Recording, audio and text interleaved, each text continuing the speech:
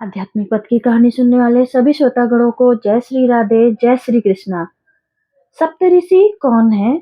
इनके पूजन का महत्व क्या है? सप्तऋषि मंडल को यात्री में उत्तरी गोलार्ध में देखा जा सकता है। वेदों में तारों के बारे में वर्णन किया गया है। आप लोगों ने आकाश में चम्मच के आकार में कुछ तारे जरूर देखे होंगे।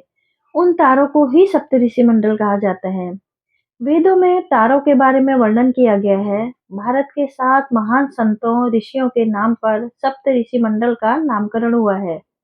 ये हैं ऋषि वशिष्ठ, ऋषि विश्वामित्र, ऋषि शौनक, ऋषि वामदेव, ऋषि अत्रि, ऋषि भारद्वाज और ऋषि कण्व। सप्त ऋषियों ने भगवान शिव के साथ मिलकर योग की खोज की थी। आइए जानते हैं कौन है सप्त ऋषि। सबसे पहले आते हैं हमारे ऋषि वशिष्ठ। राजा दशरथों के चारों पुत्रों के गुरु थे। उन्होंने चारों राजकुमारों को राजा दशरथ से राक्षसों का वध करने के लिए मांगा था। यह वैदिक काल के प्रमुख ऋषि थे। उन्हें ईश्वर द्वारा सत्य का ज्ञान हुआ था। एक बार ऋषि विश्वामित्र वशिष्ठ के आश्रम में आए। उनका सत्कार उन्होंने कामधेनु गाय के द्वारा किया गया। भोजन फल और दूध से किया। कामधेनु गाय को देखकर ऋषि विश्वामित्र लोभी। वे मन ही मन कामधेनु गाय को प्राप्त करना चाहते थे। उन्होंने वशिष्ठ से कामधेनु गाय मांगी, पर उन्होंने मना कर दिया। ऋषि वशिष्ठ को अपने लिए आवश्यक वस्तुओं की पूर्ति के लिए कामधेनु गाय की बहुत आवश्यकता थी, इसलिए उन्होंने गाय देने में असमर्थता जताई। फिर वशिष्ठ और विश्वामित्र के बीच कामधेनु गाय के लिए युद्ध हुआ था। दूसरे हमारे ऋषि हैं ऋषि विश्वामित्र। यह वैदिक काल के प्रसिद्ध ऋषि थे। उनकी तपस्या मेनका ने भंग की थी। इन्होंने ही गायत्री मंत्र की रचना की है, जो आज भी चमत्कारिक मंत्र माना जाता है। कामधेनु गाय के लिए विश्वामित्र का ऋषि वशिष्ठ से युद्ध हुआ था। ब्रह्मा जी ने ऋषि विश्वामित्र की तपस्या से प्रसन्न होकर उन्हें ब्राह्मण की उपाधि प्रदान की थी। तीसरे नंबर पे आते हैं हमारे ऋषि शौनक।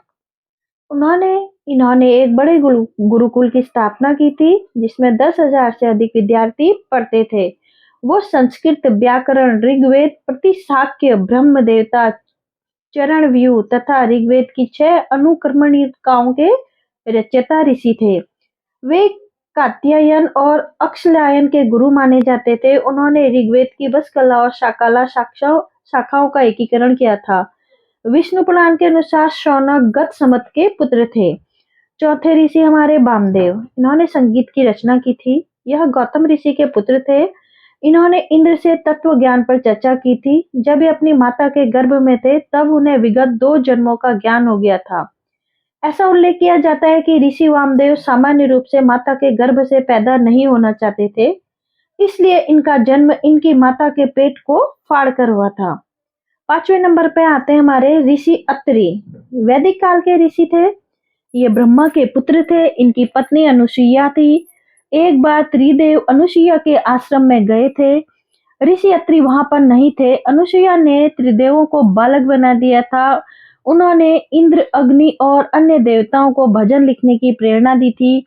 इनका ऋग्वेद में सबसे अधिक उल्लेख मिलता है।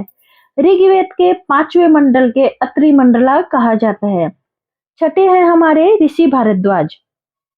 चरक संहिता के अनुसार ऋषि भारद्वाज ने आयुर्वेद का ज्ञान इंद्र से पाया था। वे ब्रह्मा, बृहस्पति और इंद्र के बाद वे चौथे व्याकरण प्रवक्ता थे। महर्षि भारद्वाज व्याकरण, आयुर्वेद सहित धनुर्वेद, राजनीति शास्त्र, यंत्र, सर्वशास्त्र, अतः शास्त्र, पुराण, शिक्षा आदि पर अनेक ग्रंथों के रचयिता हैं। वो बृहस्पति के पुत्र थे। इनकी माता का नाम ममता था। इनका जन्म श्री राम के जन्म से पूर्व हुआ था। इन्होंने वेदों के कई मंत्रियों की रचना की है। भारद्वाज स्मृति, भारद्वाज संहिता की रचना इन्होंने की है। हमारे लास्ट और आखिरी है ऋषि कण्व। वैदिक काल के प्रसिद्ध ऋषि थे। इन्होंने हस्तिनापुर के राजा दुष्यंत की पत्नी शकुंतला और उनके पुत्र भरत का पालन पोषण किया था।